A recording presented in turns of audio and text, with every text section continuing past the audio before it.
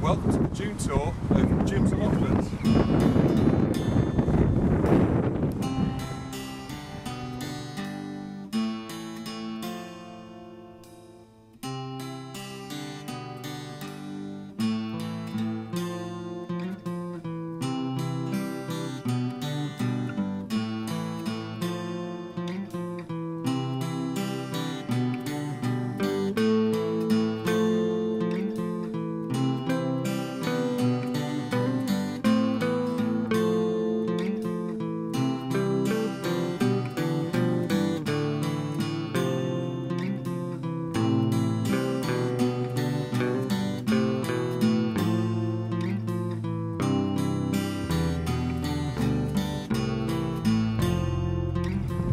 So we'll start in the greenhouse. We've got some stuff going on this side.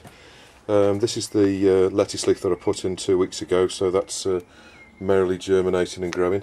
I've got some chives here which are just showing, so they'll be through, ready to put out in the next month or so. Some sunflowers that you saw in an earlier episode, and at the back here the kale, so that'll be going out in the next couple of weeks when it's ready to go out. I'll put a video on that as well. These are some chives that are put, sorry, they're not chives, they're leeks. They got put in around 6 weeks ago, so I'll be putting them out in the next week or so. Down here, the second bed, which I've now planted up, that's got tomatoes in. So at the front there are a cherry tomato. You'll be able to see this one here. It's already got one tomato on. I'm not sure if these are bush varieties or not, so I've not pulled out this runner yet. I need to check the packet out to see if I need to take the side shoots out. At the back I've got some money maker, but they're nowhere near as good as the ones I've got on this side. So as you can see, these ones are really going for it now. Some of them are about 3 foot tall. I've not got any. Oh, sorry, no, I have got a fruit. I've got a. Just see it in there. We've already cropped some of the lettuce, and the cucumbers are growing quite well at the back. I don't know if you can see. I've got a cucumber just about there, and there's some more along the back. Really good tip.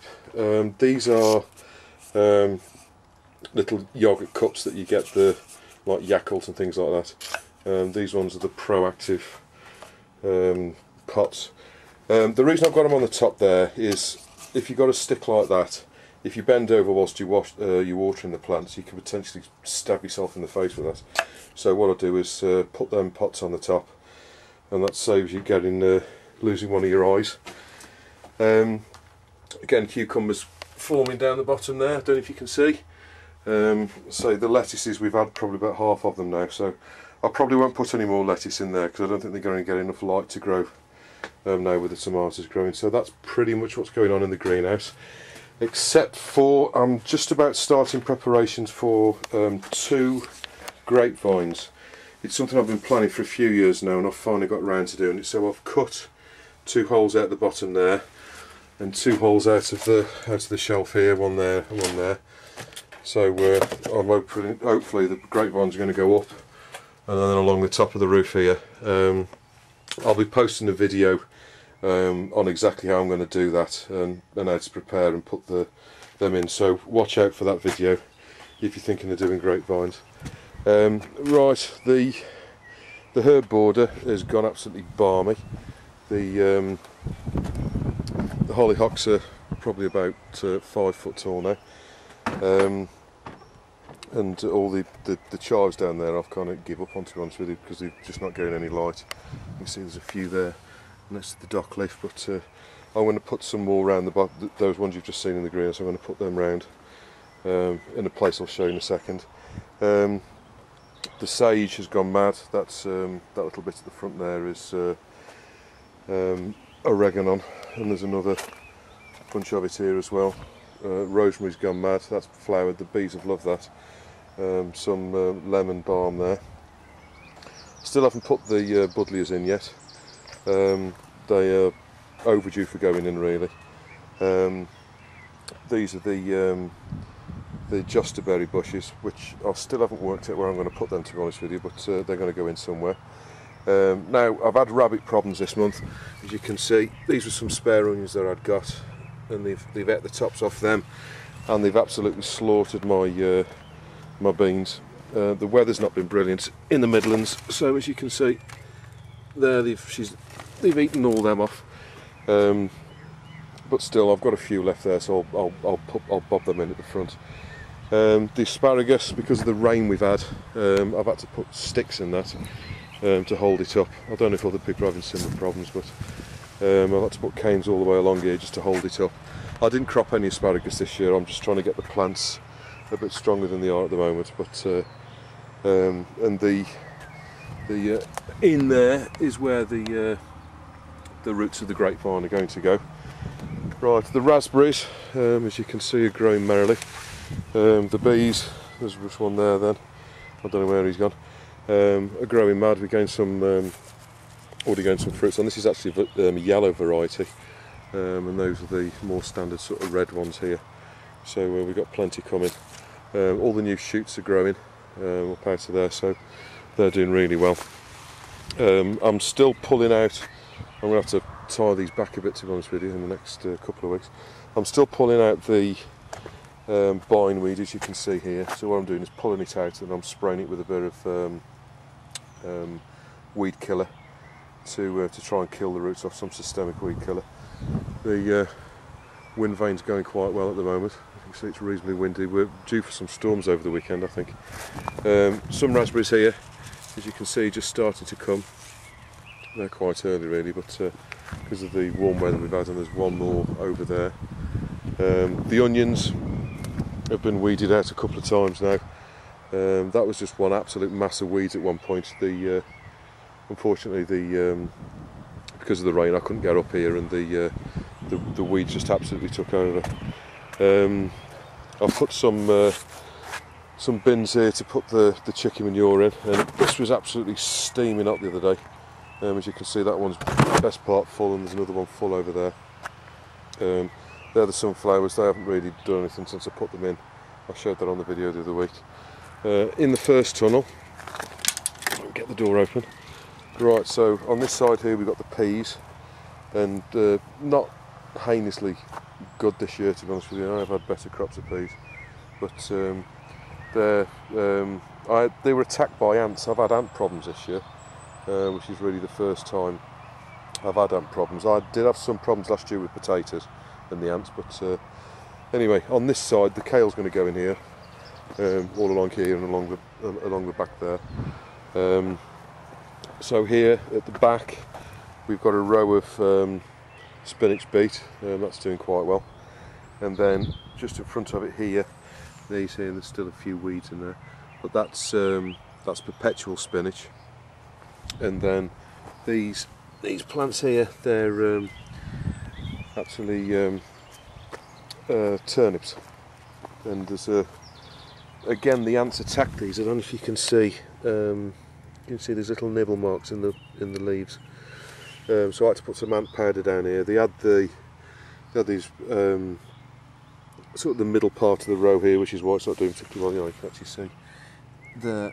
You can see the little holes that they've nibbled in them. In fact, I thought I could see them out there. And then along here, the peas. Again, you can see the little nibbles on the leaves there. So that's the first tunnel. It's not doing too badly. As I say, the kale's going to go in here to fill the rest of that in. I have reseeded the turnips where there's missing bits, so hopefully they'll start to germinate in the next couple of weeks. So that's the first tunnel. I've got some sweet peas growing there that John very kindly gave me. Thank you, John. Now in here, this tunnel's doing a lot better than the other. This one's full of broccoli. So on this side here, these are purple sprouting broccoli. And these are planted in exactly the same way as the kale, so when I show you how to do that, you'll be able to do these as well. But that's all purple up to here, and then all down this side is the normal green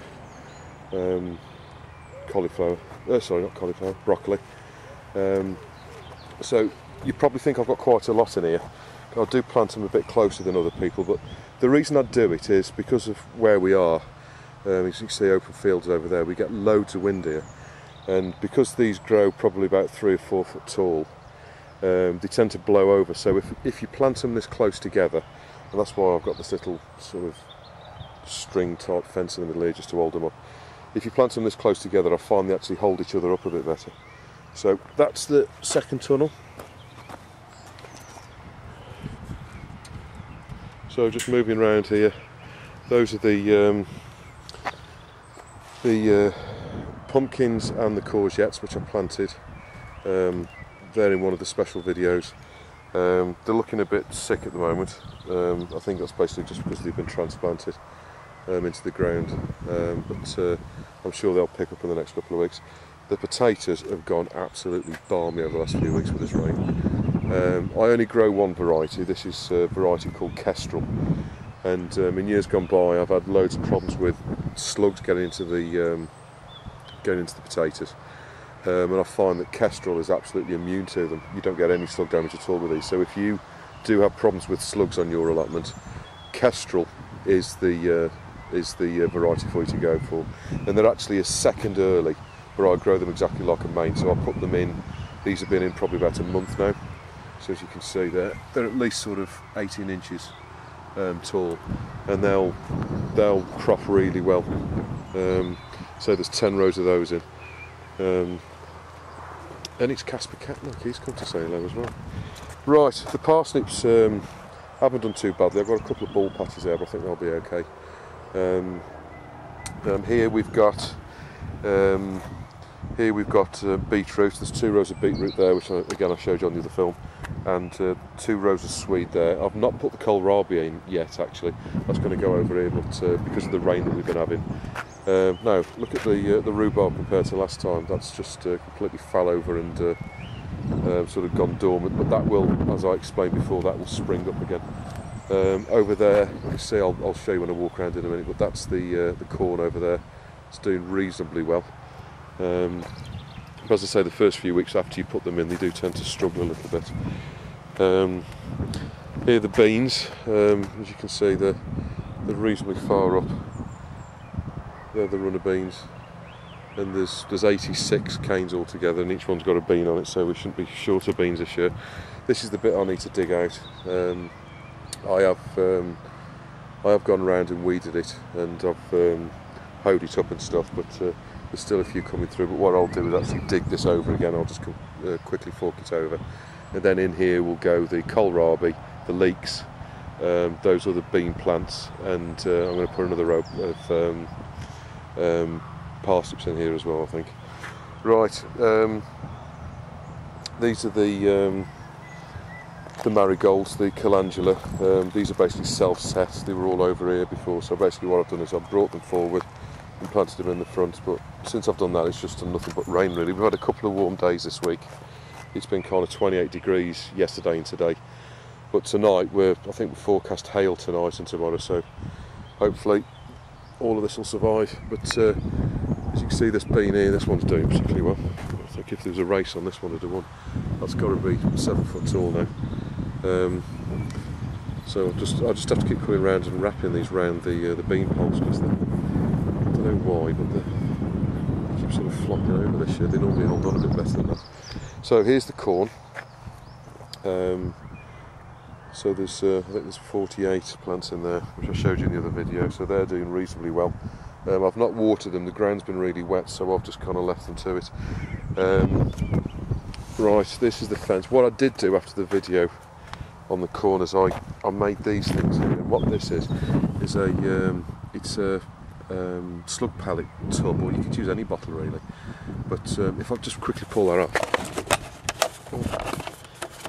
if I can get it up. You see under there I've just driven 2 steel canes in, and this is quite a sharp edge here, so I was worried that somebody might walk past and catch their hand on it, so, or their arm or whatever. So what I did is I just cut a zigzaggy line down there, which is the same as the corrugated plastic. So I can't get it on there. just to so it'll stay on in the wind. So as you can see, that sits on there quite nice. I just thought that might be an idea if you've got some canes or sticks like that that are a little bit sharp at the top. Put a pot over it like that, so if you do rub past it at any time, you're not going to rip your clothes or worse still yourself. The parsnips again. So this is the other side of the potatoes. Unfortunately, this corner here hasn't been so successful. I've got one missing there, and I've got one missing there, and I've got a couple missing here. So I have actually got a couple of seed potatoes in the shed. So what I'm going to do is, they'll be obviously be a bit later than the rest, but I'm going to bob some more seeds in there when I get around to weeding it. But apart from this corner, the rest of them have come. So I've not known that before. I don't know if it's particularly wet at that corner there, because that's where the actual, I've got a drain. I fitted a drain last year, and the drain starts around there, and it goes along here, and it goes over to a like a barrel sunk in the ground over there. I'll show you a video on that, because I'll show you how I've done it, because that might be useful to some of you. If you do get waterlogged ground, it's well worth doing that, because I've basically, not last year but the year before, I lost everything that was in the bottom half of the allotment through water. You can see here, there's a puddle here, look. So I think the water table is reasonably high at the moment. But basically everything from about here down just died. I mean, I've got all the squashes, I've got sweet corn down here, I've got some potatoes, onions. I've got about 300 onions in this bit here. The lot just died, so it's well worth putting some drainage in if you have problems with water draining away. These allotments are quite flat, so the water doesn't drain away very well. It tends to sit on the ground, so it's well worth doing that. Then if you do what I've done, I'll show you in another video, but if you do what I've done, you can pump it out or use it to water something else or whatever, but you can get the water out of the ground, which is the important thing. So this is the other side. I've not really done much up here yet, but this bit of ground here at the back of the tunnels, I'm going to put some sunflowers all up there. So there's only about, that's just about a foot or so, just over a foot. So what I'm going to do is dig that up, shift these bricks. I'm going to dig all that up there, and I'm going to put probably about 10 sunflowers down there, so that should be nice later on in the year. I might even put some at the back of here as well, if I've got any spares. So that's that bit. Just moving up to there, you can see the wind now, I can see the wind. The whirligig spinning around quite merrily. That's the other side of the onions. I've got a buddleia here which has been self-set itself, so I need to dig that up and put it in a pot or shift it. This is the other side of the raspberries.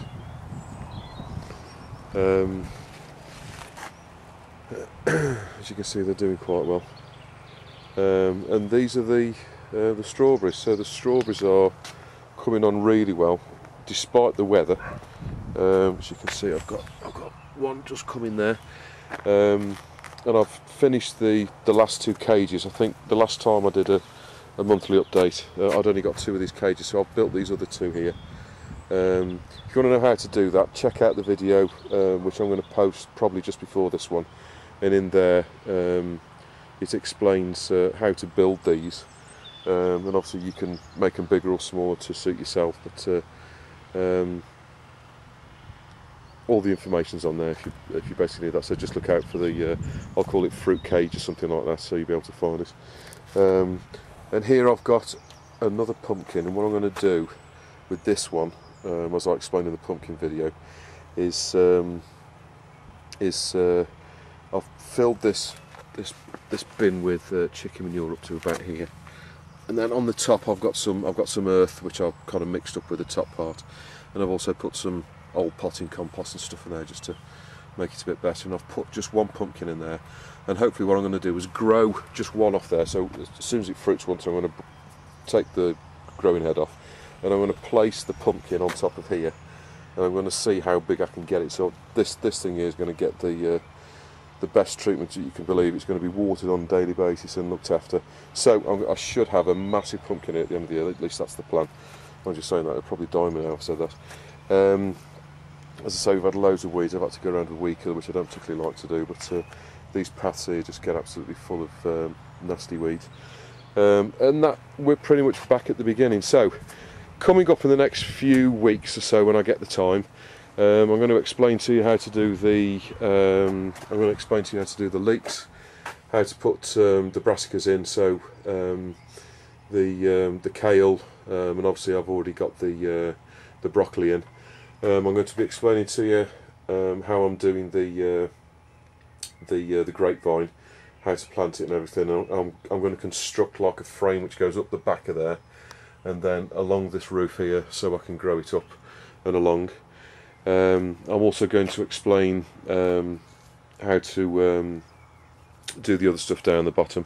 I'll explain to you how I've done the drain in another video. So in the next few weeks I'll put out a few videos just to explain how things are have been done in the past, so you can possibly use that to do your own allotment and make things better. So that's pretty much the June tour.